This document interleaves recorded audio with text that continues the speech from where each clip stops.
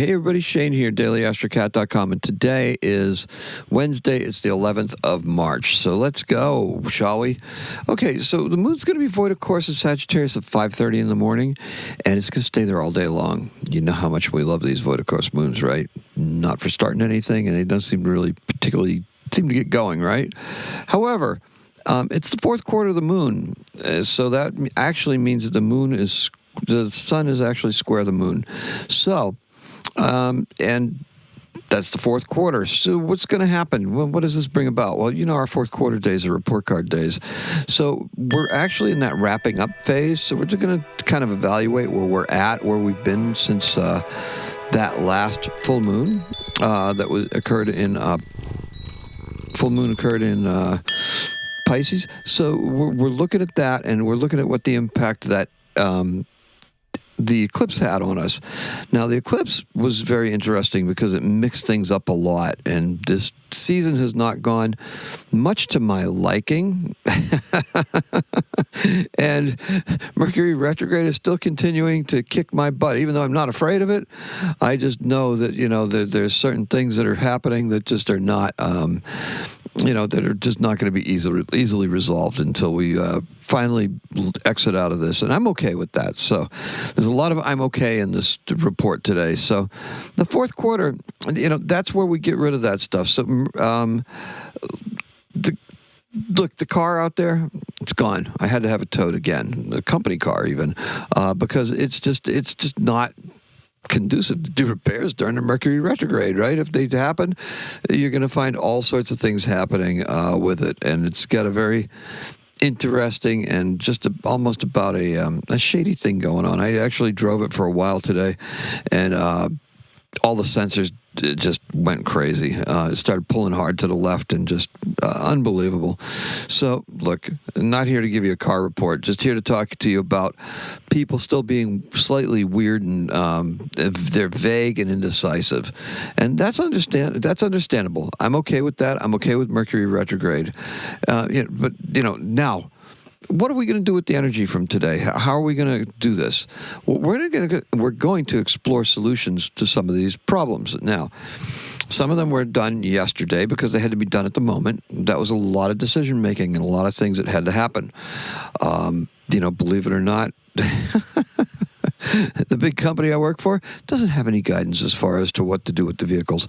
You have a fleet department that you call, and you just try to take care of it from there. And what you decide is best for you is what you decide is best for you. So back to using my own car and expensing it. So anyway, look, we had a couple of interesting comments today, and there were some good ones, right? I think I missed one from Evan, who was talking about just the questioning, and he liked that whole aspect of questioning all the things that we did for yesterday, and we're still going to be doing some of that questioning today. So, because this Sagittarius Moon is where we can gain some insight into some things, because it's exploratory, right? It represents education. It's not afraid to go out there and learn some things. So, and I actually did that today. I went in and learned how to do a certain aspect of my job that I was not familiar with, that I had not done before, and was able to get some pretty good insight into how to do it and how to best execute it so as to keep everybody happy. So, Rebecca, she praised my astrological accuracy. Thank you so much. I really appreciate that. And look, my understanding of astrology is mostly intuitively based.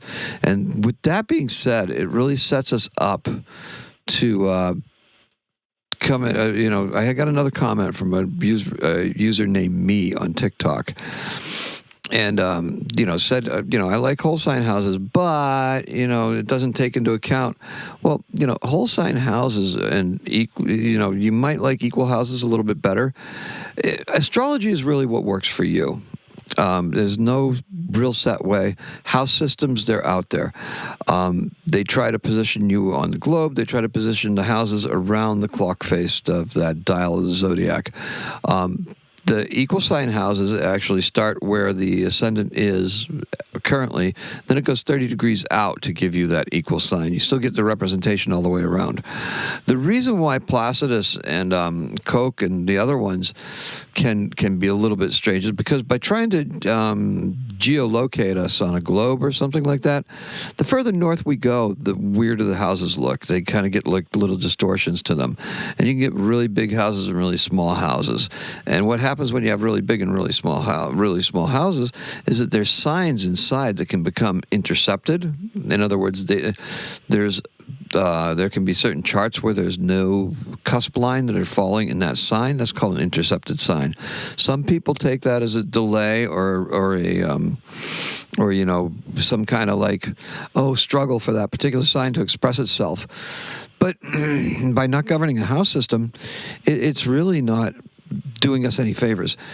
By interpreting as charts and by doing it intuitively, we can actually get in there and fine-tune these things. Just like I think that, some of our modern terminology that we use for planets and stuff and the signs actually are more akin to what's the word I want to use? The sidereal readings. In other words, if you look at Vedic is totally different than modern Western astrology. Yet our interpretations that we use and that Vedic astrologers use, they still tend to accomplish the same task, but just in different ways, if that makes sense. Because we're just constantly reinterpreting, reevaluating, and intuitively applying these concepts to where they fit. And there's a shifting narrative there as far as what those what signs they are, what archetypes, what the archetypes represent, and the archetypes themselves also evolve. That was part of Jung's whole thing about archetypes, right? They weren't fixed, they were evolving. So everything tends to evolve. So that argument, being able to say, whole sign houses seem like this is not flexible. That's not true. There's a flexibility there, and it tends to represent around it represents the entire clock face. So we have things that will fall into that area. Now, whether they're strong or not, that depends on a lot of different factors. So it doesn't change the basic nuts and bolts of what the astrology is. Placidus house for my own personal chart is not a very accurate chart because it puts my sun and moon practically in my sixth house, which is just not really. It doesn't really go with where I'm at and where I feel like I am. I need to be. The whole sign houses actually put my sun and moon in the 8th house in this. So and I was afraid of that for a long time. I was resistant to that thought. So it's interesting, right? So even though I was resistant to it, it didn't make sense for it to be 6th or 7th house. So that being said, let's just keep on going through this. And Cowboy of the 90s actually was talking about her Jupiter being conjunct her natal Mars. So that's basically a Jupiter transit on the Mars. And, that's kind of interesting because this is actually with Jupiter being retrograde and now Jupiter going direct. This is like a once, twice, thrice. Now, if I understood you wrong and maybe Mars is on your Jupiter, that could be too. That's not going to be a once, twice, thrice because it's not involving the retrograde. However, it's still a very interesting point because I would put that Jupiter in Pisces. So a lot of stuff to talk about there, and you'll be reaching out to me, and so that's fine. So this is, look, action at home, Cowboy, it can actually be achieved through greater means. And your job and all of that stuff, your new job actually really helps that out. And so this is kind of like a culmination point for you. I hope you're feeling really good because you really deserve it. All right. So today's keyword, I don't have one. I didn't put one in there. Kind of curious, right? I think that, how about we call it unintentional? Because there's certain things that are happening here that are unintentional that we're just not, that we're not able to to clue in on in a huge manner, in a huge way. That moon in Sagittarius is very out there, right? It's just kind of, it's exploring. It can get easily lost too, especially void of course, right? We trying to focus on stuff today, we might have a hard time. So unintentional is a great word for it. So unintentional. I'm going to type that right in there. So there we go. So let's see. Our color is regal blue. So the Pisces season keeps us on our toes with more retrograde shenanigans. Oh, absolutely. Mars in Pisces has cut us out of some things that we're quite honestly unaware of. Think about that. That's interesting. And that's okay, because we get to concentrate on the other things that really matter. Remember, I told you that's okay is a key. Okay?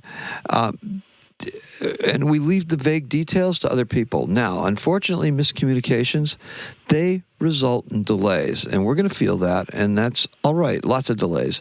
So what you need to do is cover your bases and just streamline how you gather and retain information. That way, it's not on you. Now, you make sure your process is up to date and bona fide. We're establishing I like this line. We are establishing self-supporting frameworks to build on over this coming astrological year. So think about that. Covering your bases and streamlining how we gather and retain information. That is how we are establishing frameworks to build on over this coming astrological year. Okay, so that twice, only because I liked it a lot. Now, we know that void of course moons aren't good at starting things, but what if we decided to organize old data? There's a point.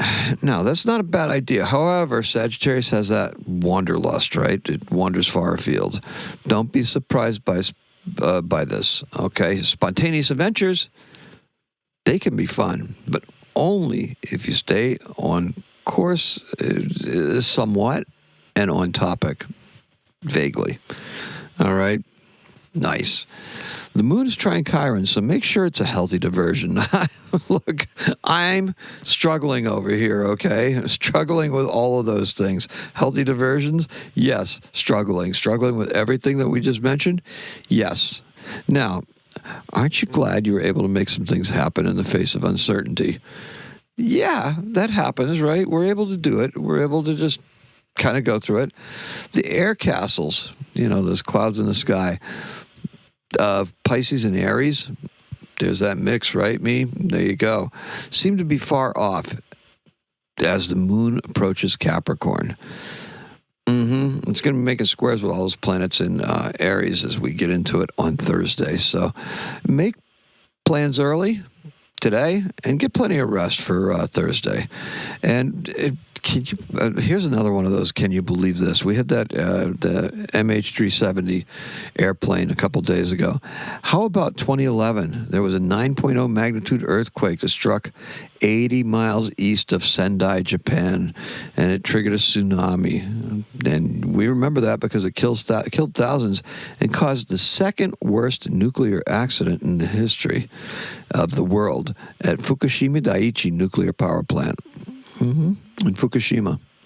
Yes, indeed. And our birth is in 1730. It's Otto Frederick Müller. He's a Danish naturalist who was a pioneer in the study of microorganisms, including bacteria, diatoms, and infusoria. And he's born in Copenhagen, Denmark, and he died in 1784. And that is all I have for you. Okay, so let's recap, shall we? Our keyword is unintentional. I left it unintentionally blank, but hey, unintentional is unintentional. And our color is regal blue. Thank you and appreciate every single one of you. I love the comments and I love addressing them, so keep them coming. And we're actually utilizing that to make the content just a little bit longer because it's a pretty nice podcast when you really come down to it. And that's the key. Make sure you hit the podcast, because if you don't get if you don't see it on social media all the time, say like on YouTube or TikTok, you can definitely get it every day wherever you get your podcasts. It takes 15 minutes, right? Give your day a great start. Thank you so much. Appreciate and love you. Today's a 4. Happy astrocatting.